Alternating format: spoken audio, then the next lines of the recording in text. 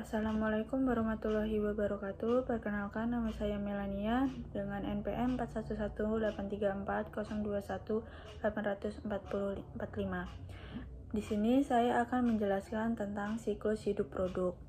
Siklus hidup produk merupakan konsep yang menggambarkan perjalanan hidup sebuah produk dari awal diperkenalkan hingga ke pasar dan kemudian ditarik dari peredaran.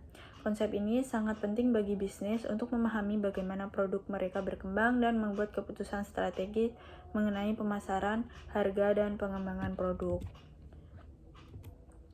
Siklus hidup produk terbagi menjadi 4 tahapan. Yang pertama, tahap pengenalan. Yang kedua, tahap pengembangan. Tahap ketiga, tahap pematangan atau maturity. Dan tahap keempat yaitu penurunan. Ada juga yang menggolongkan menjadi introduction, growth, maturity, demise, dan termination. Selain itu, ada yang menyatakan bahwa tahap-tahap PLC terdiri dari introduction, pioneering, rapid growth, market acceptance, slow growth, turbulence, maturity, saturation, dan demise, obsolescence.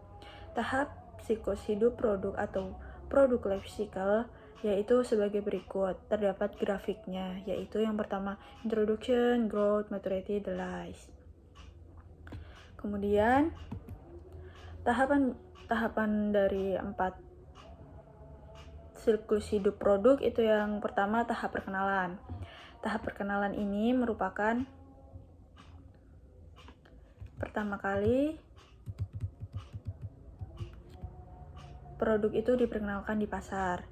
Ciri-ciri umum pada tahap ini merupakan penjualan yang masih rendah, volume pasar berkembang lambat karena tingginya market resistance, persaingan yang masih relatif kecil, tingkat kegagalan relatif tinggi, masih banyak dilakukan modifikasi produk dalam pengujian dan pengembangannya, biaya produksi dan pemasaran yang sangat tinggi. Barang yang dijual umumnya barang yang betul-betul baru atau model atau bentuk baru dari suatu barang. Pada tahap ini, promosi yang dilakukan harus lebih agresif dan menitik beratkan pada merek. Promosi ini ditunjukkan kepada pembeli potensial agar sadar akan ciri-ciri, penggunaan, dan kelebihan dari produk tersebut. Kesulitan yang mungkin terjadi pada tahap ini adalah hanya sedikit penjual yang memiliki daya dan kemampuan untuk meluncurkan produk baru, harga awal produk yang juga tinggi. Kesulitan-kesulitan ini membentuk banyak produk gagal pada tahap awal perkenalan. Yang kedua ada tahap pertumbuhan atau growth. Pada tahap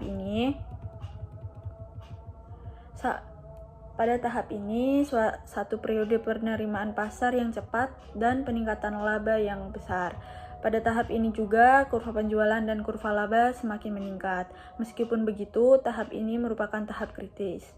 Produk yang sudah dikenal pasar memancing pesaing untuk masuk ke pasar, sehingga persaingan semakin ketat. Perusahaan yang ingin bertahan perlu memperkuat pasar dan mendorong terjadinya loyalitas merek.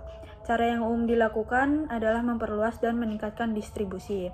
Tahapan pertumbuhan ini dibedakan menjadi 2 kelompok, yaitu pertama, tahapan pertumbuhan cepat atau rapid growth. Tahap ini melakukan beberapa bentuk strategi antara lain meliputi penyempurnaan produk atau penambahan karakteristik sifat tertentu dan pembuatan model baru. Yang kedua, pengembangan segmen pasar baru, penambahan saluran distribusi baru, dan pengurangan harga untuk merebut konsumen baru. Yang kedua, pertumbuhan lambat atau slow growth. Pada tahap ini, penjualan masih meningkat. Namun, dengan pertumbuhan semakin menurun, sebagian besar difokuskan untuk memperkuat dan mempertahankan posisi pasar serta membangun kesetiaan konsumen dan penyalur. Yang ketiga, ada tahap kedewasaan atau maturity.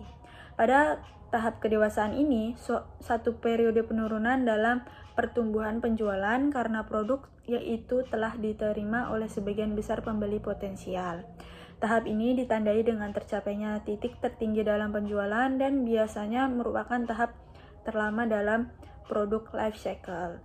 Pada tahap ini, kurva penjualan mencapai pada puncaknya dan mulai menurun. Tahap ini diartikan dengan persaingan yang ketat karena banyaknya merek yang ada di pasar. Tahap kedewasaan ini dibagi menjadi 3 fase. Yang pertama, growth maturity, yaitu pertumbuhan penjualan mulai berkurang dan yang disebabkan oleh dewasanya distribusi. Yang kedua, stable maturity, yaitu penjualan menjadi mendatar yang disebabkan oleh jenuhnya pasar sebagai konsumen potensial telah mencoba produk baru yang ditawarkan perusahaan. Yang ketiga, ada decaying maturity, yaitu penjualan mulai menurun dan konsumen mulai bergerak ke produk lain atau substitusi. Pada tahap ini, biasanya produsen menggunakan strategi bertahan, yaitu defensive strategi, dan strategi menyerang, offensive strategi. Strategi bertahan bertujuan untuk mempertahankan pangsa pasar dari pesaing dan menjaga kelompok produk dari serangan substitusi. Strategi ini menitik beratkan pada penekanan atau pengurangan biaya produksi dan menghilangkan kelemahan produk. Yang terakhir ada tahap penurunan atau decline. Tahapan penurunan ini suatu periode saat penjualan menunjukkan arah yang menurun dan laba yang menipis. Pada tahap ini, penjualan perusahaan semakin bergerak ke arah penurunan. Penurunan ini antara lain disebabkan oleh perubahan selera pasar, adanya produk substitusi, dan perubahan teknologi. Keadaan ini membuat terjadinya persaingan harga, kelebihan kapasitas, dan laba perusahaan menghilang. Kemudian, produk yang memasuki tahap ini bukan berarti sudah tidak menguntungkan lagi. Namun, produk ini tetap dapat mendatangkan keuntungan bagi perusahaan karena dapat memanfaatkan sisa-sisa konsumen yang sudah ditinggalkan pesaing. Pada tahap ini, produk hanya akan memenuhi kebutuhan pasar inti sehingga konsumen cenderung spesialis. Kemudian, slide selanjutnya ada karakteristik tahapan produk life cycle.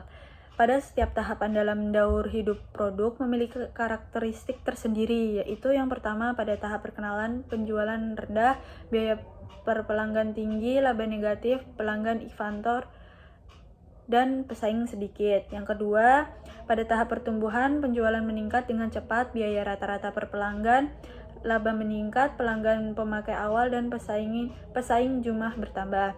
Pada tahap yang ketiga, tahap kedewasaan, berada di puncak penjualan, biaya per pelanggan yang rendah, laba tinggi, pelanggan mayoritas tengah, dan jumlah pesaing stabil mulai menurun. Yang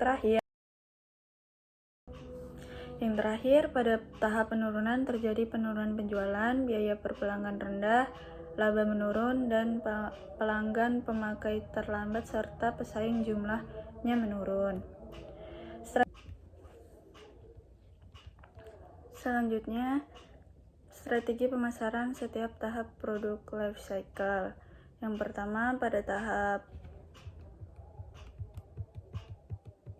perkenalan terdapat 4 strategi pemasaran yang dapat digunakan dalam tahap perkenalan, yaitu strategi peluncuran cepat yang merupakan peluncuran produk baru pada harga tinggi dengan tingkat promosi tinggi.